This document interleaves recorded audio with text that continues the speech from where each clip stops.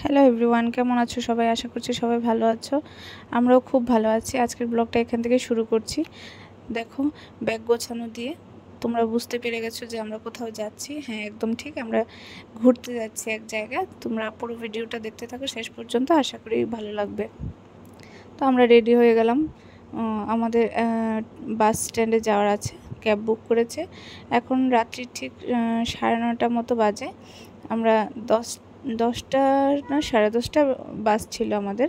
তো আমরা যাচ্ছি কলকাতা থেকে, আর আমাদের যে বন্ধুরা এসছে ওরা এসছে ত্রিপুরা থেকে। তো ওদের সঙ্গে আর দেখা হয়নি, ডাইরেক্ট বাস স্ট্যান্ডে গিয়ে দেখা হবে। তোমরা পুরো ভিডিওটা দেখো, আর আশা করি তোমরাও মজা পাবে। তো কোথায় যাচ্ছি সেটা হলো, আমরা যাচ্ছি দীঘায়। তো আমরা আমি তো থাকি মুকুন্দপুরে। তো ওখান থেকে বাস স্ট্যান্ডে যাচ্ছি, ধর্মতলা বাস স্ট্যান্ড। ওখান থেকে আমরা বাসে করে দীঘায় যাব। হ্যাঁ, নাইট স্লিপারগুলোতে করে আমরা বাসে যাব। তো আমাদের রাস্তায় চলে এসেছি এখন। এই যে আমরা এসে পৌঁছে গেছি ধর্মতলা বাস স্ট্যান্ডে। তোমাদের দাদাভাই ব্যাগগুলো নামাচ্ছে। ওরাও চলে এসছে, সবাই টাইম মতোই চলে এসছে, কারোর জন্য কারোর ওয়েট করতে হয়নি। এই দেখো, আমরা এখান থেকে বাসে উঠবো। বাসের টিকিট কাটা হয়ে গেছে। আমরা দুজন বসে পড়লাম। তোমাদের দাদাভাই নিচে গেছে জল আনতে। তো এসেই পড়লাম দীঘায়। তো এসে মনটা খুব খারাপ হয়ে গেল ওয়েদারটা দেখে। দেখো, আকাশটা কি খুব কালো হয়ে আছে। ভাবছিলাম কি বৃষ্টি হবে বৃষ্টি হবে।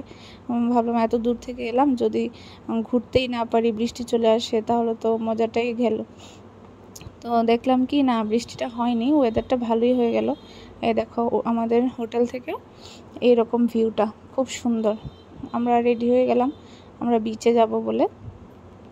এই যে উনিও রেডি, বিচে যাবে, খুব মজা। আমরা সবাই একে একে রেডি হয়ে গেলাম, যাচ্ছি বিচে যাচ্ছি, উদয়পুর বিচে যাব আমরা। তো সবাই তৈরি হয়ে নিচে নামছি, গাড়ির জন্য বসে আছি, টোটোর জন্য। তো দেখো, আমরা এই হোটেলটাতেই ছিলাম, 4 স্কয়ার লাইট। তোমরাও যেতে পারো, খুব ভালো সার্ভিস ওদের, ব্যবহার ওদের, খাওয়া দাওয়া, রুম একদম নিট অ্যান্ড ক্লিন, খুবই ভালো, খুবই ভালো। তোমরা অবশ্যই যেতে পারো, কোনো প্রবলেম নেই। এই যে আমাদের গাড়ি চলে এসছে, আমি আগে উঠে পড়লাম। আমাদের 2টো গাড়ি লাগবে, আমরা তো 10 জন লোক, 5 জন 5 জন করে 2টো গাড়িতে করে হয়ে যাবে। এই যে আমরা যাচ্ছি উদয়পুর বিচে, একটু জলে নামবো, আনন্দ করব। এই যে চলে এলাম আমরা, মা আর ছেলে বিচে। জল দেখে তো খুব আনন্দ পাচ্ছে। কখন থেকে মানে কোল থেকে নেমেই যাচ্ছে জলে।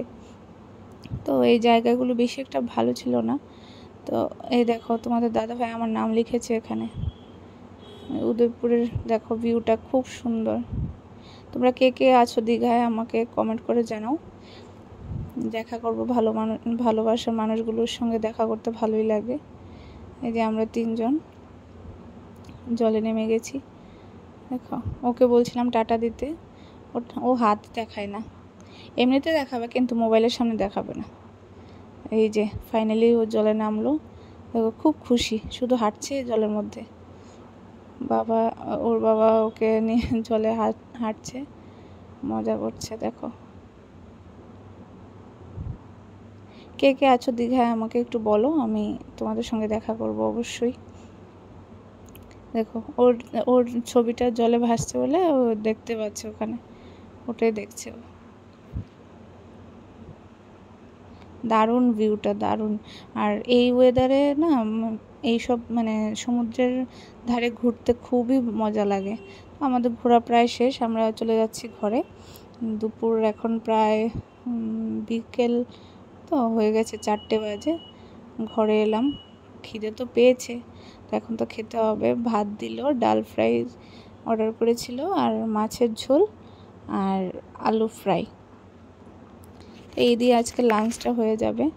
আর ওদের রান্নাবান্না, খাবার দাবার খুবই ভালো ছিল, একদম তোমরা দেখতে পাচ্ছ, একদম পুরো পরিষ্কার পরিচ্ছন্ন। এদিকে আবার শসা, লেবু, লঙ্কা দিয়েছে, যার যার খাবার নিয়ে খেতে হবে। আমরা সন্ধ্যায় ঘুরতে বেরিয়ে পড়লাম বিচ সাইডে, খুব হাওয়া ছিল, দারুণ লাগছিল। আর দীঘায় এসে মাছ ভাজা খাবো না এরকম তো হতে পারে না। তো এই যে আমরা চলে গেলাম মাছ ভাজা খেতে। খুব ভালো, খুব টেস্ট, চিংড়ি ইলিশ মাছ ভাজা খুব দারুণ লাগছিল। তো তারপর আমরা গেলাম ওল্ড দীঘায়। ওল্ড দীঘার মধ্যেও খুব ভালো। Thank you.